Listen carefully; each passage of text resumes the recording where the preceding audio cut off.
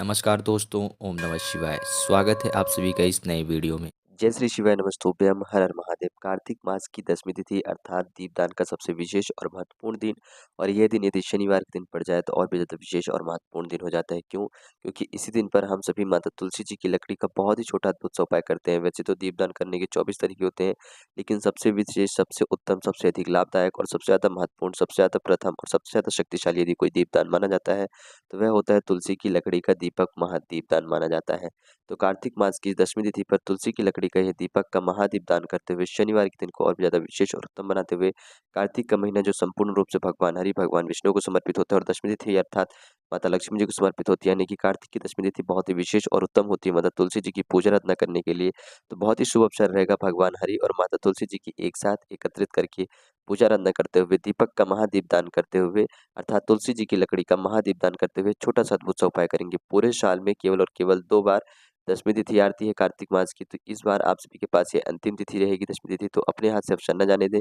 पूरे साल में सिर्फ एक मौका मिलता है कार्तिक का महीने इस उपाय को करने के लिए, तो ज़रूर रूप से करिएगा। बहुत ही सरल और बहुत ही सहज रूप से चलिए जानते हैं और समझते हैं पूज्य गुरु जी द्वारा बताया गया उन्हीं के नियमानुसार, उन्हीं के आदेशानुसार इस छोटे से अद्भुत से उपाय को, इस क्रिया को। लेकिन प्लीज़ उससे पहले वीडियो को लाइक अवश्य रूप से करिएगा।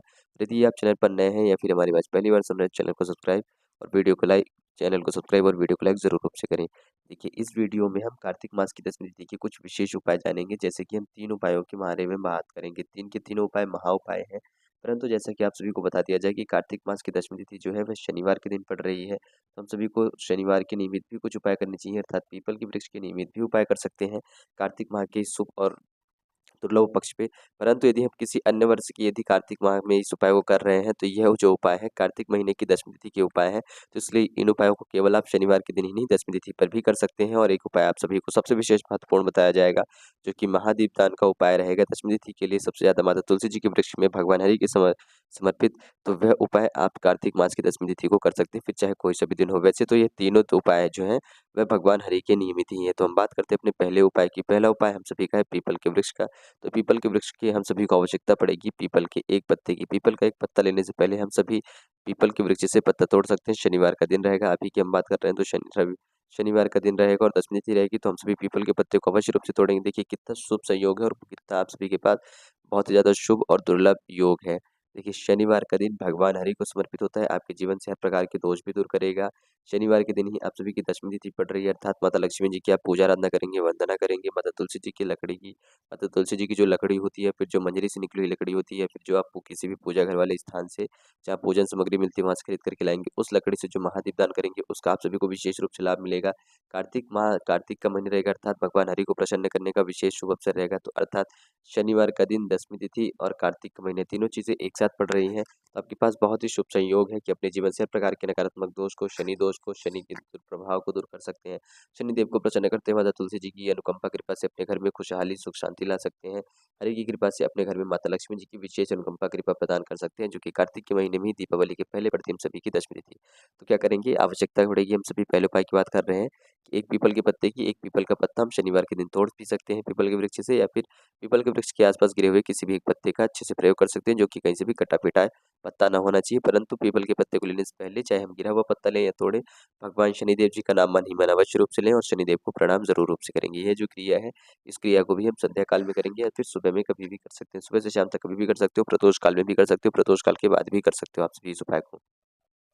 एक पीपल का पत्ता ले लिया है। अब एक पीपल का पत्ता ले लेने के बाद हम सबसे पहले क्या करेंगे कि उसी पीपल के पत्ते में हम सभी को आवश्यकता पड़ेगी कुछ काले तिल लेने हैं, यानी कि हम सभी ने एक पीपल का पत्ता ले लिया। अब यह जो हम सभी के पास एक पीपल का पत्ता है, इसमें सबसे पहले हम पीपल के पत्ते में शहद का लेपन करेंगे। क्या करेंगे, ध्यान दीजिएगा। पीपल के पत्ते में हम सभी को आवश्यकता पड़ेगी शहद के लेपन की। तो सबसे पहले अब शहद का लेपन करते हुए थोड़ा सा शहद लेंगे और उसका लेपन कर देंगे इस पीपल के पत्ते में, जैसे कि यहाँ पर मैं आप सभी को बताने के लिए कर रहा हूँ। ठीक है, ध्यान से समझिएगा। यहाँ पर आपने पीपल का पत्ते का लेपन कर दिया। अब कुछ काले तिल की आवश्यकता पड़ेगी। काले तिल के दाने कितने लीजिएगा, तो काले तिल के दाने ले लेंगे आप 1 से 2 मोटी काले तिल के दाने ले सकते हैं, या फिर संख्या अनुसार कहा जाए तो 21 काले तिल के दाने ले सकते हैं, 51 काले तिल के दाने ले सकते हैं। वह काले तिल के दाने भी आप इसी पीपल के पत्ते में लगा देंगे। पीपल के पत्ते में आपने काले तिल के दाने भी लगा दिए। ठीक है, शहद का भी लेपन लगा दिया है। अब दोनों चीज़ों को यानी कि अब सीधे हाथ में इस पीपल के पत्ते को रखेंगे और सीधे हाथ में इस पीपल के पत्ते को रख कर के आपको क्या करना है कि भगवान शिव जी की शिवलिंग पर इसी पीपल के पत्ते से लेपन कर देना है। और जब आप लेपन करेंगे तो उस वक़्त आप सभी नाम लेंगे। क्या नाम लेंगे? शंभेश्वर महादेव जी का नाम लेते हुए आप सभी को इस पीपल के पत्ते में लेपन करना है। इस बात का ध्यान दीजिएगा। जैसा कि अभी आप यहाँ पर देख रहे हो शंभेश्वर महादेव, तो आप इसको नोट कर सकते हैं, लिख सकते हैं। और जो शंभेश्वर महादेव जी का नाम लेकर के लेपन करेंगे, तो जैसे ही आप पूरे शिवलिंग पे लेपन कर लेते हैं, माता जगत जननी जी के हस्तकमल के ऊपर से करना है आपको संपूर्ण शिवलिंग में लेपन कर देने के बाद जो आपके पास एक लोटा शुद्ध जल लेकर के जाएंगे तांबे के लोटे में, उसी एक लोटे शुद्ध जल से आप भगवान शिव जी की शिवलिंग का अभिषेक करेंगे शंभेश्वर महादेव जी का ही नाम लेते हुए। देखिए ध्यान से समझिएगा, यदि यह उपाय कोई भी कार्तिक मास की 10वीं तिथि को या फिर कार्तिक महीने की शनिवार के दिन पे करता है, तो उसके जीवन से हर प्रकार से जो श्रम है, जो परिश्रम है, जो परेशानियां आ रही किसी भी कामकाज को लेकर के, वह दूर होती है और भगवान शनि जी की अनुकंपा कृपा प्रदान होती है। भगवान शिव जी की विशेष रूप से कृपा प्रदान होती है। तो यह छोटा सा अद्भुत सा उपाय अवश्य रूप से करिएगा। शनिदेव का पत्ता, शनिदेव के नाम से उनका एक पत्ता, पीपल का पत्ता तोड़ कर के ला रहे हैं और भगवान शिव जी को समर्पित कर रहे हैं, तो शनिदेव और भगवान शिव प्रसन्न होते हैं। शहद और काली तिल से आपके जीवन से हर प्रकार से काली तिल से आपके जीवन से हर प्रकार से दोष समाप्त होता है और शनिदेव भी प्रसन्न होते हैं और शहद से आपके जीवन में सौभाग्य और समृद्धि, ऐश्वर्य, कीर्ति आती थी। ये छोटा सा अद्भुत सा उपाय अवश्य रूप से करें।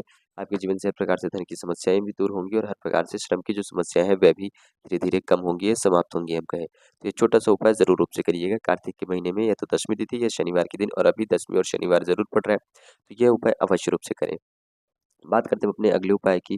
अगला उपाय है, यदि हमारे घर में कोई भी व्यक्ति बहुत ज़्यादा बीमार रहता है, बहुत ज़्यादा पीड़ित रहता है, ग्रसित रहता है, कुछ ना कुछ बीमारियाँ बनी रहती है, तो ये एक छोटा-सा अद्भुत सा उपाय अवश्य रूप से करना चाहिए, जो कि शमी के वृक्ष का है। यह उपाय भी शनिवार का दिन हो या 10वीं तिथि हो, विशेष रूप से करना है। क्या करना है, एक स्टील का पात्र लेंगे या कटोरी लेंगे, जिसमें कि हम सभी को कच्चा दूध भरना है और साथ ही साथ गंगा जल डालेंगे। गंगा जल कितना डालेंगे, तो कच्चा दूध और गंगा जल का मिश्रित करके हमें जल तैयार करना है। यदि हम सभी के पास जो स्टील के पात्र में जो लोटा होगा बहुत ज़्यादा बड़ा पड़ रहा है, तो हम स्टील की एक कटोरी ले सकते हैं। बहुत ज़्यादा मात्रा में नहीं लेना है, हम सभी को थोड़ा-सा ही लेना है।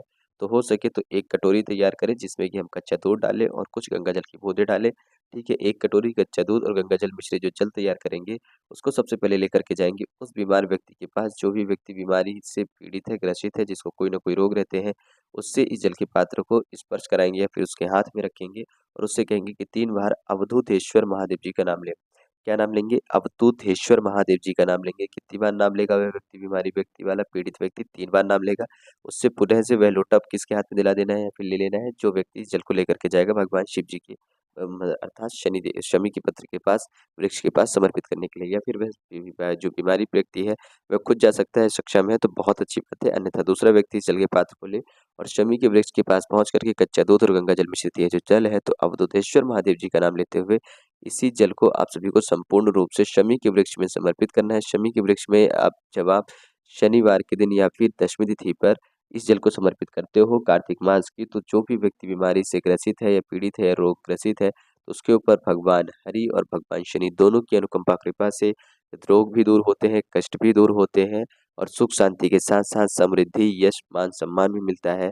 और दूसरे अपने जीवन में जो रुके हुए काम-काज है, उसकी वजह उस व्यक्ति की वजह से जो भी उसके कार्य रुके हुए थे, उस कार्य को करने के लिए, गतिशीलता के लिए आशीर्वाद भी प्रदान होता है। तो छोटा-सा अद्भुत सा उपाय अवश्य रूप से करिएगा। यदि आपके घर में कोई भी बीमारी या रोगी ग्रसित पीड़ित व्यक्ति है, इस उपाय को भी आप या तो सुबह कर सकते हो, दोपहर में कर सकते हो और संध्या के समय पे भी आप इस उपाय को कर सकते हो। कहने का तात्पर्य है, कार्तिक के महीने में शनिवार का दिन हो या 10वीं तिथि हो, आप पूरे दिन इस उपाय को ज़रूर रूप से कर सकते हैं। तो बहुत ही छोटा-सा अद्भुत सा उपाय था। बात करते हैं हम अपने अंतिम तीसरे सबसे विशेष और महत्वपूर्ण उपाय की, तो यह है दीपदान करने का। यह जो दीपदान होता है, सभी दीपदानों में से सबसे विशेष, महान और महादीपदान कहा जाता है। क्यों? क्योंकि 24 प्रकार के दीपदान होते हैं। उन 24 प्रकार के दीपदानों में से सबसे ज़्यादा विशेष और उत्तम यह एक दीपदान होता है, जो कि हम सभी को तुलसी की लकड़ी से दीपक दान करते हैं। जैसे कि कहा जाता है कि 100 काम करने से अच्छा है 1 काम कर ले, लेकिन बहुत ही अच्छी सच्ची निष्ठा से करें।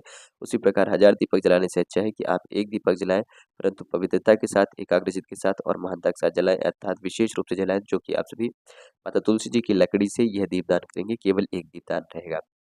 क्या करना है, आप सभी को तुलसी की लकड़ी की आवश्यकता पड़ेगी, तो यदि आप पूजा के घर से मंगा रहे हैं, जहाँ पर पूजन की सामग्रियाँ मिलती हैं वहाँ से, तो अच्छी बात है, नहीं तो आप अपने घर की तुलसी के वृक्ष में जो मंजरी होती है, उस मंजरी से लकड़ी निकाल कर के ले सकते हैं और उसका भी प्रयोग कर सकते हैं। मंजरियाँ की जो लकड़ी रहेंगी वो थोड़ा ज़्यादा पतली रहती है, तो आप 1 लकड़ी की जगह पर 3 लकड़ी का प्रयोग कर सकते हैं मंजरी की, या फिर 5 ले सकते हैं या फिर 7 ले सकते हैं। 3, 5, 7 लकड़ी लेंगे मंजरी से निकाल कर के, ठीक है? मंजरी अलग-अलग कर दीजिएगा। यहाँ पर जो आप दाने वाले हिस्से देख रहे हो, इन्हीं को हम मंजरियाँ कहते हैं। यहाँ पर आप सभी को समझाने के लिए डॉट डॉट कर रहा हूँ। ये जो आपको यहाँ पर दिख रही हैं इस तुलसी के वृक्ष में, ये मंजरियाँ होती हैं, तो इसी में से मंजरी निकाल देनी, दाने निकाल देने, बचती है शेष लकड़ी, उसका हम प्रयोग कर सकते हैं। अब यहाँ पर हम दीपक कैसे तैयार करेंगे, क्योंकि कभी-कभी तुलसी की जो लकड़ी है ये प्रचलित नहीं होती है। तो आपने कितनी लकड़ियाँ ली हैं? कम से कम 3 ली होंगी या 5 ली होंगी या 7 ली होंगी, तुलसी की मंजरियाँ से लकड़ी निकाली होंगी। यदि आप पूजन की सामग्री से अच्छी-सी मोटी-सी लकड़ी ला रहे हैं, तो आपको केवल 1 लकड़ी से भी प्रयोग कर सकते हैं। यहाँ पर समझने के लिए ध्यान दीजिएगा कि आपके पास ये 1 लकड़ी है या फिर कहें 3 है या 5 है या 7 है, इसलिए मैं थोड़ा-सा मोटा बना देता हूँ। ठीक है? यदि 1 लकड़ी होगी तो आप इसको सबसे पहले क्या करेंगे, सफ़ेद धागे से बाँध दीजिएगा, ठीक है? सफ़ेद धागे से, किसी भी एक सफ़ेद धागे से आप नॉर्मल से बाँध सकते हैं। बाँधने के बाद अब आप सभी को क्या करना है कि इसी लकड़ी के ऊपर ऊपर के साइड में आपको क्या करना है कि रुई की बत्ती टाइप से लगाना है, जैसे कि रुई की बाती बनती है, ठीक इसी प्रकार से आपको रुई की बाती अनुसार आपको इसमें बत्तियाँ लपेट देनी है। बत्ती आपने लपेट दी, रुई लपेट दी है। अब अपने कच्चे धागे से सूत से बाँध दिया, रुई लपेट दी। अब इसी दीपक में आप सबसे पहले डालेंगे घी। अब जब आप घी, ध्यान दीजिएगा, आपको ये जो दीपक है ये घी का ही प्रज्वलित करना है, इसमें आप तेल का प्रयोग नहीं कर सकते हैं। तो अब आपको यहाँ पर इस दीपक में सबसे पहले भरना होगा घी, और घी भरने के साथ-साथ आपको इस लकड़ी को भी अच्छे से घी में डुबो लेना है। इस बात का विशेष रूप से ध्यान दीजिएगा कि आपका जो ये दीपक है, ये घी में संपूर्ण रूप से डूबा हुआ होना चाहिए। जितना अच्छे से डूबा रहेगा, उतनी ही अच्छे से प्रज्वलित होगा, और उतनी ही अच्छे से प्रज्वलित होगा, तो माता तुलसी जी के समक्ष, भगवान हरि के समक्ष यह दीपक दीपदान विशेष रूप से आप सभी को दीपदान होगा। तो जब आपने इसमें घी भर लिया है, इस दीपक को जब आप प्रज्वलित करेंगे, तो ध्यान दीजिएगा, प्रज्वलित करते वक़्त आप सभी को एक नाम मंत्र का उच्चारण करते हुए इस दीपक को प्रज्वलित करना है, और वह नाम मंत्र होगा भगवान हरि के नाम का मंत्र, अर्थात ओम नमो भगवते वासुदेवाय नमः। कौन-सा नाम लेंगे हम इस दीपक को प्रज्वलित करते वक़्त? ध्यान दीजिएगा, ओम नमो भगवते वासुदेवाय नमः। इसी बीज मंत्र का, इसी नाम मंत्र का हम नाम लेते हुए, जप करते हुए यह दीपक प्रज्वलित करेंगे। कब करेंगे? भगवान हरि के समक्ष यह दीपक प्रज्वलित कर रहे हैं, जो कि हम सभी का दीपक कुछ इस प्रकार से दिखेगा, जैसा कि अभी आप यहाँ पर देख सकते होंगे। इस प्रकार से हम सभी का दीपक तैयार हो जाएगा, जो कि घी का दीपक है। एक बाती है जिसमें हमने रुई लपेटी है, उस बाती को अच्छे से गीला कर लिया है घी से। तुलसी की लकड़ी की ये बाती थी, या तो 3 या 5 या 7 की लकड़ी है, या फिर एक मोटी-सी लकड़ी है, जो कि हमने पूजन सामग्री से खरीदी है। इसको प्रज्वलित करेंगे, ओम नमो भगवते वासुदेवाय का नाम जप करेंगे। अपने घर में भगवान विष्णु, भगवान हरि, भगवान नारायण की कोई भी मूर्ति या प्रतिमा या फ़ोटो हो, उसके समक्ष इस दीपक को प्रज्वलित करके रखेंगे, ठीक है? या तो हम विष्णु सहस्त्र के नाम मंत्र का जाप, विष्णु सहस्त्र के पाठ का जाप कर लें, तो बहुत अच्छी बात है भगवान हरि के समक्ष रख करके। अन्यथा हम ओम नमो भगवते वासुदेवाय नमः इस नाम मंत्र का 108 बार भी जाप करते हैं, तो हमारे लिए ये दीपक मंत्रों से भी बढ़ कर के होता है, और ये जो दीपक है मंत्रों से सिद्ध हो जाता है। साथ ही साथ भगवान हरि भी प्रसन्न होते हैं, और माता लक्ष्मी भी प्रसन्न होती है। माता माता लक्ष्मी प्रसन्न होती है तो आपके घर में निवेश करती हैं, प्रवेश करती हैं, आपके घर में वास करती हैं। साथ ही साथ माता तुलसी जी बेहद आपसे प्रसन्न होती है कि आप उनकी वृक्ष से निकली हुई लकड़ी का प्रयोग करके दीपक दान कर रहे हैं भगवान हरि के समक्ष। तो माता तुलसी जी की अनुकंपा कृपा से आपके घर परिवार में आने वाली बाधाओं को, कष्टों को वह दूर करती है, और भगवान हरि की कृपा से आपके घर परिवार में जीवन में सुख शांति के साथ साथ आपके बिगड़े हुए काम भी बनना प्रारंभ हो जाते हैं, और आपको अपने जीवन में सफलता मिलना खुद ब खुद स्वयं प्रारंभ हो जाती है। तो एक छोटा सा अद्भुत सा उपाय, सभी उपायों में से सबसे सर्वश्रेष्ठ, सभी उपायों में से सबसे महान उपाय अवश्य रूप से करिएगा। दीप दानों में से सबसे महादान होता है तुलसी की लकड़ी का कार्तिक मास की 10वीं तिथि पर किया गया दीपदान। तो यह उपाय ज़रूर रूप से करें। ध्यान दीजिएगा कि यह उपाय करने के लिए जो सबसे विशेष और उत्तम समय रहेगा, वह प्रदोष काल का समय रहेगा। तो आप इस उपाय को केवल और केवल प्रदोष काल के समय पे ही करेंगे, अर्थात दिन में आप सभी को यह उपाय नहीं करना है, क्योंकि दिन में दीपक दान करने का कोई महत्व नहीं है। या तो आप इस उपाय को सुबह 10 बजे के पहले-पहले करें, या फिर आप संध्या के समय पे प्रदोष काल के बाद करते हैं, तो बहुत ज़्यादा उत्तम रहेगा। यह उपाय रात्रि के समय पे ही किया जाता है, शाम के समय पे, अर्थात सूर्य देवता के अस्त हो जाने के बाद, ढल जाने के बाद शाम के समय पे आप इस उपाय को करेंगे। तो बहुत ही छोटा और सरल सा, अद्भुत सा, उत्तम सा उपाय बताया गया है कि कैसे और किस प्रकार से आप कृष्ण पक्ष कार्तिक मास की 10वीं तिथि पर भगवान हरि को प्रसन्न कर सकते हैं, भगवान नारायण को प्रसन्न कर सकते हैं, हरि की अनुकंपा कृपा प्रदान कर सकते हैं।